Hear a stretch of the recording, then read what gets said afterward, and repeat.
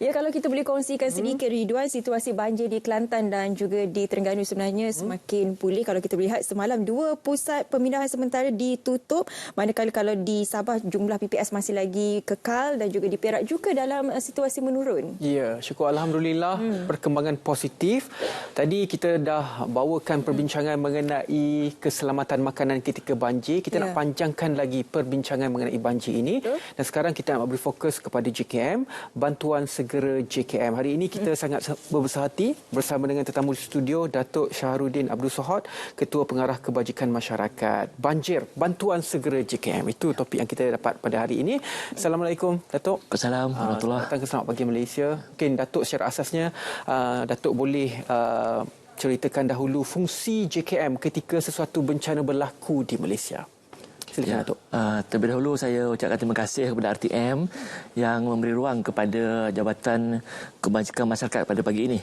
Ya, secara asasnya kita di Jabatan Kebajikan Masyarakat menjalankan tugas semasa berlakunya bencana di negara kita berdasarkan kepada arahan daripada Majlis Keselamatan Negara, iaitu arahan nombor 20 Majlis Keselamatan Negara. Antara tugas kita yang utama adalah terdapat 4 tugas yang utama. Yang pertamanya kita membuka dan mengoperasikan pusat pemindahan sementara, dan yang keduanya kita menjalankan pendaftaran terhadap mangsa-mangsa yang berpindah ke pusat pemindahan sementara. Yang ketiganya kita menyediakan bekalan asas dan juga makanan. Bekalan asas tadi termasuklah pakaian, selimut, tuala dan sebagainya, serta makanan kepada mangsa-mangsa yang berpindah ke PPS, Pusat Pemindahan Sementara. Dan yang keempatnya kita menyediakan perkhidmatan kaunseling kepada mangsa-mangsa, terutamanya kepada mereka yang terkesanlah akibat bencana. Begitu juga untuk program-program ataupun aktiviti kanak-kanak di pusat pemindahan kita juga ada sediakan. Dan bagi memastikan kita menguruskan dengan baik kita punya pusat pemindahan sementara ini, kita membuat persiapan awal sebenarnya. Antaranya kita menyediakan peruntukan kewangan yang mencukupi. Pada tahun ini, Jabatan Kebajikan Masyarakat diperuntukkan sebanyak 32.04 juta ringgit. Dan juga kita terlebih awal mengenal pasti pusat-pusat pemindahan ataupun PPS yang sesuai untuk memindahkan mangsa bencana. Pada tahun 2022 ini, kita telah mengenal pasti sebanyak 7,906 pusat pemindahan sementara. Dan juga ianya boleh menempatkan sebanyak 1.9 juta mangsa pada satu-satu masa. Begitu juga dengan persediaan bekalan-bekalan ataupun makanan dan sebagainya, kita ada menyediakan tempat-tempat simpanan. Antaranya kita sediakan depo simpanan. Setakat ini kita ada 8 buah depo simpanan. Dan juga kita ada stor di peringkat negeri dan daerah sebanyak 140 buah. Dan seterusnya kita ada mini depo ataupun kontena untuk menyimpan barang keperluan. Kita sediakan 53 buah. Dan juga kita ada pengkeladapan yang kita panggil pengkeladapan untuk menyimpan bekalan-bekalan bencana. Kita ada sebanyak 518 buah. Dan kita juga terlebih awal mengenal pasti pembekal-pembekal keperluan asas di seluruh negara. Jadi apabila berlaku bencana, kita boleh terus mendapatkan bekalan-bekalan daripada pembekal yang telah kita kenal pasti. Setakat ini kita ada 901 pembekal di seluruh negara. Begitu juga dengan makanan-makanan, kita kenal pasti penyedia-penyedia makanan, terutamanya makanan berbungkus untuk masa-masa bencana. Kita dah kenal pasti di seluruh negara kita ada 1,025 pembekal yang telah berdaftar dan juga mendapat kelulusan daripada Kementerian Kesihatan. Dan seterusnya kita juga telah menyediakan anggota-anggota di Jabatan Kebajikan Masyarakat sendiri untuk digerakkan bila berlaku bencana. Kita ada 5,067 pegawai tetap di JKM dan kita ada 195 orang pegawai psikologi di Jabatan Kebajikan Masyarakat, serta kita ada sukarelawan psikologi seramai 1,075 orang untuk kita gerakkan apabila berlaku bencana. Dan juga kita ada juga sukarelawan Jabatan Kebajikan Masyarakat. Sehingga kini kita ada 9,902 orang sukarelawan di Jabatan Kebajikan Masyarakat. Di samping itu, sebelum berlakunya bencana, kita juga membuat persiapan dengan mengadakan simulasi. Simulasi iaitu pengurusan pusat pemindahan sementara. Jadi apabila berlaku bencana, kita telah tahulah apa kita nak buat bila bencana berlaku sebab kita dah buat simulasi terlebih awal.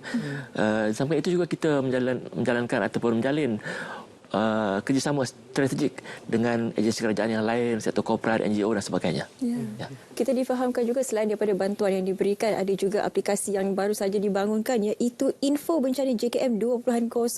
Mungkin Datuk boleh berikan secara terperinci bagaimana sebenarnya aplikasi ini dan kelebihannya, Datuk.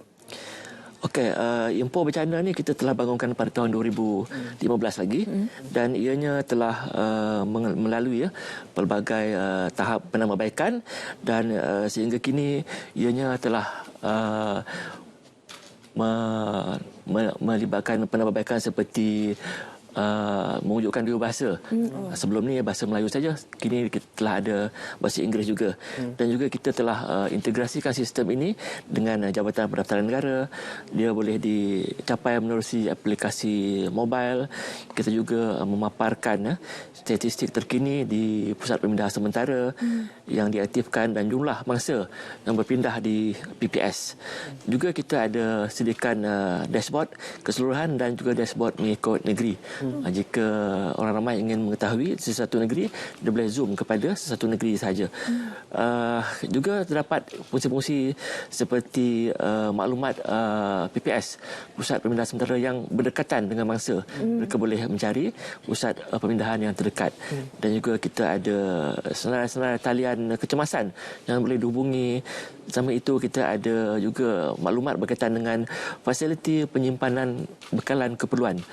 Jika ada memerlukan bahan-bahan ataupun barang-barang keperluan asas, dalam tu kita ada senarakan di manakah tempat yang berdekatan. Juga kita ada informasi berkaitan dengan air sungai dan juga maklumat-maklumat berkaitan dengan kapasiti di sesuatu pusat pemindahan sementara. Sistem yang kita bangunkan ini telah dapat meningkatkan kualiti perkhidmatan dan akses capaian dalam pengurusan bencana. Di samping itu, kita juga ke arah untuk mentransformasikan perkhidmatan yang lebih cekap dan lebih pantas pada masa-masa yang akan datang. Jadi aplikasi yang seperti ini juga merupakan kita jadikan sebagai sumber rujukan utama dalam meningkatkan kualiti perkhidmatan kita, dan juga di samping itu kita juga dapat mengumpulkan statistik masa bencana untuk tujuan persiapan pada masa-masa yang akan datang.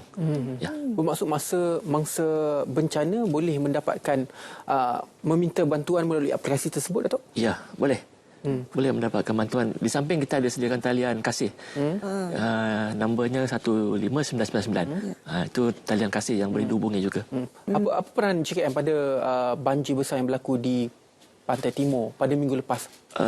Jika melihatkan banjir besar yang berlaku baru-baru ini, kita melaksanakan tugas seperti yang saya sebutkan tadi di bawah arahan Majlis Keselamatan Negara nombor 20. Kita melaksanakan 4 peranan kita yang tadi itu. Kita mengoperasikan pusat pemindahan sementara, kita mendaftarkan mangsa-mangsa di pusat pemindahan itu, kita mengagihkan keperluan-keperluan asas, makan minum kepada mangsa, dan juga kita menyediakan perkhidmatan kaunseling dan juga aktiviti untuk masa-masa yang berpindah ke pusat pemindahan tersebut. Ya, itu antara yang kita telah lakukan lah. Okey, seperti mana kita tahu rakyat Malaysia ini memang terkenal dengan sifat dan juga sikap prihatinnya. Dia pasti ramai yang juga ingin menyumbangkan bantuan dan juga tenaga untuk sama-sama membantu mangsa banjir. Adakah JKM boleh menerima mereka ini sebagai sukarelawan, Datuk? Ya, selaras dengan konsep pengurusan bencana tanggungjawab bersama, kita malu-alukan kerjasama daripada pihak luar, terutamanya sukarelawan yang ingin sama-sama membantu mangsa banjir. Dan kita alu-alukan supaya sukarelawan ini menghubungi kita punya pejabat-pejabat kebajikan masyarakat yang berdekatan, sebab kita ada di setiap daerah ada pejabat kebajikan masyarakat. Begitu juga dengan pejabat-pejabat daerah. Jadi NGO ataupun sukarelawan boleh berhubung dengan pejabat daerah yang berdekatan untuk menyampaikan bantuan supaya bantuan lebih kita dapat selaras dengan lebih baiklah. Sekiranya mereka ini memaklumkan terlebih awal kepada kita untuk membantu masa-masa bencana. Bagaimana proses penyelesaian yang dilakukan oleh JKM? Okey, kita ada jawatankuasa pusat bencana di peringkat daerah. Jadi penyelarasan itu kita laksanakan bersama dengan terutamanya pegawai daerah lah untuk melaksanakan ataupun membantu masa-masa banjir ataupun yang melibatkan urusan-urusan sukarelawan. Jadi di situ diselaraskan semua urusan sama ada bantuan makanan ke, pemberian pakaian ke dan sebagainya. Bagaimana lagi koordinasi pihak JKM sendiri bersama dengan badan-badan lain dan juga agensi keselamatan yang lain, Datuk? Okey, kita sentiasa bekerjasamalah dengan agensi-agensi ataupun jabatan kerajaan yang lain. Seperti yang saya katakan tadi, peranan kita mengadakan kolaborasi strategik dengan agensi lain seperti Angkatan Pertahanan Awam, Jabatan Bomba dan Penyelamat. Contohnya baru-baru ni di Kelantan dan Terengganu kita dapat kerjasama yang baiklah daripada semua jabatan, terutama dalam menghantar bekalan makanan dan keperluan asas. Sebab ada tempat yang kita tidak boleh masuk melalui kenderaan darat. Kita terpaksa ataupun kita memerlukan kerjasama, dan kita telah mendapat kerjasama yang baik daripada Jabatan Bomba untuk menghantar bekalan makanan menggunakan aset udara daripada Jabatan Bomba. Macam mana pula persiapan daripada pihak JKM sendiri untuk selepas ini, kerana kita difahamkan gelombang kedua, ketiga pula akan melanda di bahagian pantai timur, Datuk? Okey, seperti yang saya maklumkan tadi, kita sentiasa bersedia dan persediaan kita pada tahap 100%. Jadi kita tidak ada masalah sekiranya berlaku gelombang kedua, gelombang ketiga dan seterusnya. Sebab seperti yang saya katakan tadi lah, kita telah memulakan langkah-langkah awal untuk membuat persiapan seperti yang saya sebutkan tadi. Kita menyediakan bekalan makanan yang mencukupi, keperluan asas yang mencukupi. Kita telah menyediakan depo-depo simpanan, termasuklah pengkalan-pengkalan hadapan. Begitu juga dengan semua manusianya kita telah sediakan, dan juga kerjasama dengan semua pihak lah kita telah lakukan. Seperti yang saya katakan tadi, kita juga telah mengadakan kerjasama dengan pemimpin tempatan sebenarnya.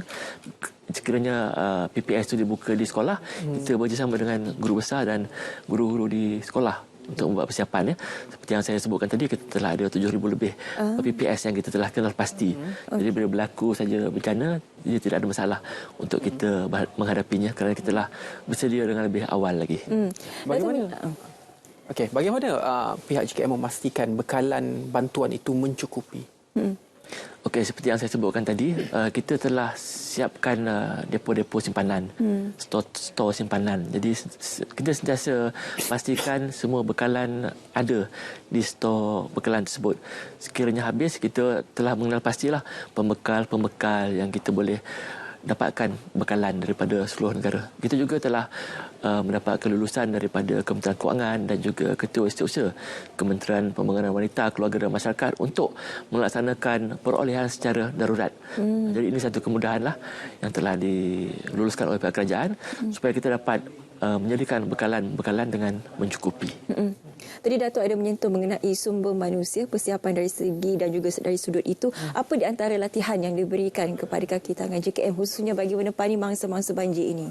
Okey, seperti yang saya maklumkan tadi, kita mengadakan latihan atau simulasi. Maknanya kita mengadakan praktikal lah sebelum benda itu berlaku.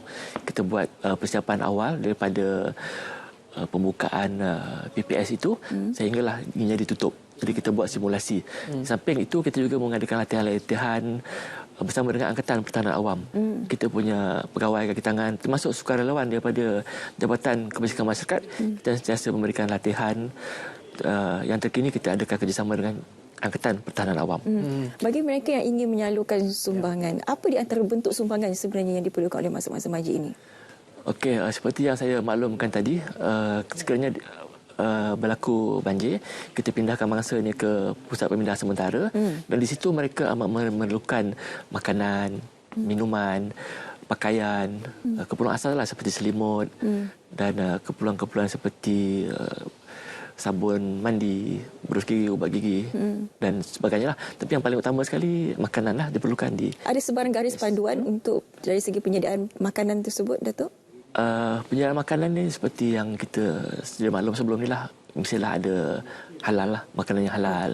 Dan jikanya makanan bermasak tu perlu mendapat kelulusan daripada Kementerian Kesihatan lah. Pembekalan makanan bermasak ni perlu mendapat kelulusan daripada Kementerian Kesihatan.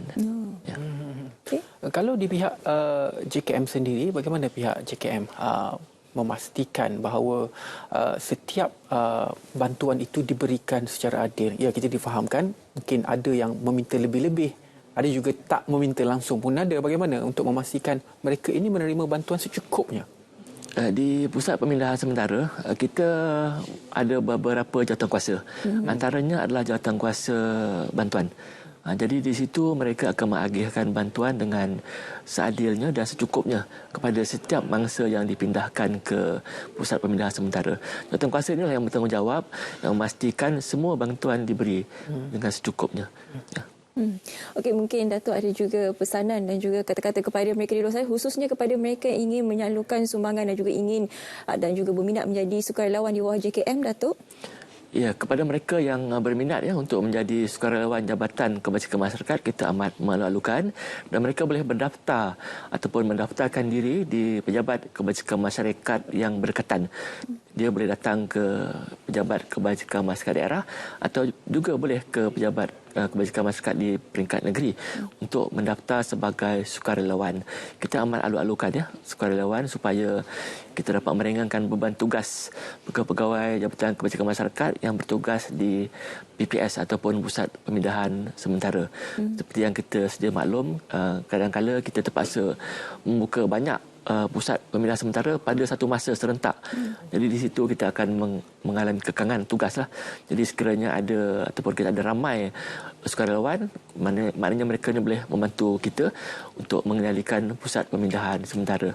Jadi kita amat alu-alukanlah sukarelawan ni membantu kita. Dan kita harapkan supaya semua sukarelawan, bukan saja sukarelawan Jabatan Kebajikan Masyarakat, sukarelawan yang lain juga sekiranya boleh perlu mendaftar ataupun melaporkan diri ke Pejabat Kebajikan Masyarakat Daerah ataupun di pejabat daerah di mana mereka ingin memberikan bantuan supaya semua bantuan dapat diselaraskan dengan baik di sesuatu tempat itu. Okey. Terima kasih banyak-banyak kita ucapkan kepada Ketua Pengarah Jabatan Kebajikan Masyarakat, Datuk Syaharudin Abu Sohod, kerana sudi berkongsi bersama dengan kita apakah sebenarnya peranan dan juga bantuan yang diberikan oleh JKM. Terima kasih banyak, Datuk. Sama-sama. Terima kasih banyak, Datuk. Dan sekarang kita nak ke Map Malaysia.